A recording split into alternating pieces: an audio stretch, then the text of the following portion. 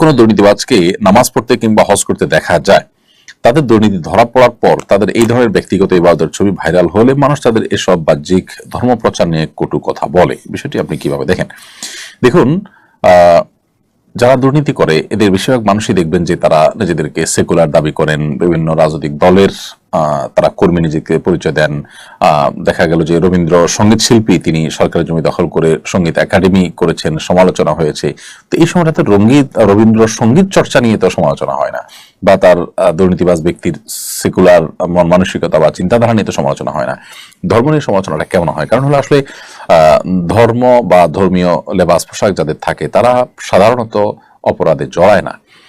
তো তাদের যে ক্লিন ইমেজ আছে, এই ক্লিন ইমেজ যখন আপনার কোনোভাবে কেউ নষ্ট করার চেষ্টা করে, কোনো দুর্নীতিবাজ যখন সেটাকে ধারণ করে, তখন এটা চোখে পড়ে, যার কারণে এটা সমালোচনাটা বেশি হয়।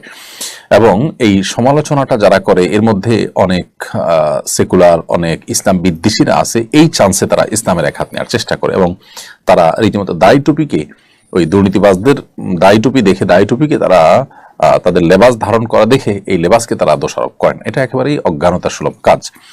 কারণ 10 টাকার নোট জাল হয় না, 1000 টাকার নোটের জাল হয়। কারণ 1000 নোটের মূল্য এবং ভ্যালু অনেক বেশি, 10 টাকার নোটের তেমন কোনো মূল্য নেই। তো যার জাল হয় সে আসলে দোষী হয় না। 1000 টাকার নোটের কোনো দোষ থাকে না, বরং যে জাল করে দোষটা তারই হয়ে থাকে।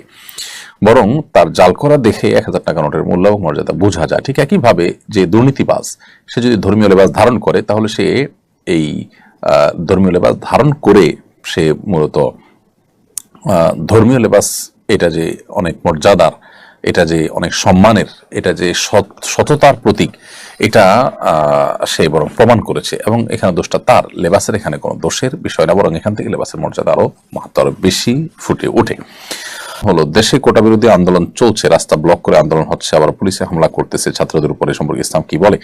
আমরা কোটা বিষয়ের আগে গত লাইভের সম্ভবত একটা প্রশ্নের উত্তর দিয়েছি। আমরা বলেছি যে কোটার ব্যাপারে যদি একেবারে যৌক্তিক পর্যায়ে, যৌক্তিক পরিসরে কোটা থাকে, কোনো পঙ্গু, কোনো আপনার অসহায় পিছিয়ে থাকা মানুষকে আগায় আনার জন্য, অথবা বিশেষ কোনো অবদানের জন্য কোনো ব্যক্তির পুরস্কার স্বরূপ, তাহলে সেটা ইসলাম অ্যালাউ করে ওই পরিসরে। কিন্তু এর বাইরে আপনার কোটা যদি অযৌক্তিক হারে থাকে এবং সুবিধাবঞ্চিত মানুষদেরকে আগায় দেওয়ার এবং যারা কোনো ক্ষেত্রে অবদান রেখেছে তাদেরকে কোনো সুবিধা দিতে গিয়ে জেনারেল পিপলকে যদি সুবিধা তাদের তুলনায় অনেক কম দেওয়া হয়, সামান্য কিছু মানুষের স্বার্থ রক্ষা করতে গিয়ে যদি মেজরিটি মানুষের স্বার্থ ক্ষুণ্ণ হয়, তাহলে সেটা অবশ্যই শরীয়তের দৃষ্টিকোণ থেকে বা কোনো বিবেচনাতে সেটা জায়েজ হওয়ার কথা নয়। সো এই বিষয়টা নির্ভর করে যে আসলে রেশিওটা কি থাকছে, যৌক্তিক থাকছে নাকি অযৌক্তিক থাকতে, বাকি মূল বিষয়টা নিষিদ্ধ নয়, এটি মৌলিকভাবে কোনো অপরাধ নয়। মেয়েদের কোটা বিষয়ে আমরা বলেছি বিভিন্ন সময় যে মেয়েদের আল্লাহ রাব্বুল আলামিন সৃষ্টি করেছেন, তারা একটা সংসারের আভ্যন্তরীণ দিকগুলো দেখবেন। আল্লাহ তাআলা তাদের শারীরিক কাঠামোটা তৈরি করেছেন সেভাবে।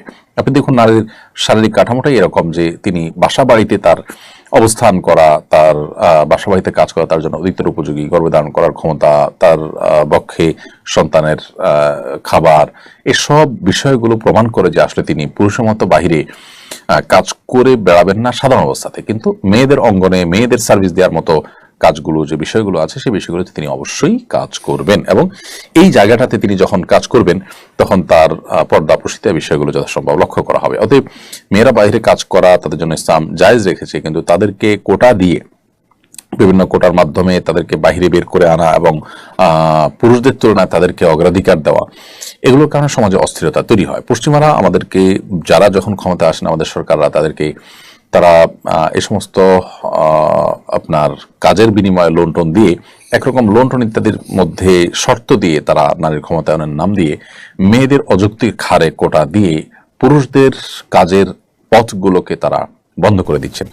আমাদের মা বোনরা আমাদেরই আপনার পরিবারের অংশ, তারা আমাদের আপন, আমরা তাদের মধ্যে কোনো ডিভাইডেশন করতে চাই না, কিন্তু কুচক্রী মহল তারা মূলত এই কাজের মাধ্যমে আমাদের সমাজে যে সংকটটা তৈরি করছে সেটা হয়তো অনেকে আমরা ধরতে পারছি না। শত শত হাজারো যুবক বেকার থাকছে, আবার বহু মহিলারা কাজ করছেন। যেখানে মহিলাদের কাজ না করলেও চলে, অথবা পুরুষরা তার সাথে ভালো কাজ করতে পারবে না, সেখানে দেখা যাচ্ছে মেয়েদেরকে সেখানে কাজ করতে দেওয়া হচ্ছে। তো এই বিষয়গুলোর কারণে পুরুষদের মধ্যে বেকারত্ব তৈরি হচ্ছে, যার ফলে সন্ত্রাস, চাঁদাবাজি, মাদক, এগুলোর পরিমাণ বেড়ে যাচ্ছে, যার কারণে এগুলোকে নিয়ন্ত্রণ করতে হলে এই অযৌক্তিক হারে যে কোটার আপনার বন্টন রয়েছে বা কোটা রয়েছে সেটিকে অবশ্যই সংশোধন বা সংস্কার করা প্রয়োজন আছে। বিশেষ করে আমি স্পেসিফিকলি এই জায়গাটা বললাম, নার্সিং পেশা সারা পৃথিবীতে মেয়েদের অগ্রাধিকার দেওয়া হয়। এর পক্ষে যত যুক্তি দেওয়া হোক না কেন, পুরুষদেরকেই নার্সিং পেশা করতে ইচ্ছা করে না, তাদেরকে অগ্রাধিকার না দেওয়ার কি কারণ থাকতে পারে?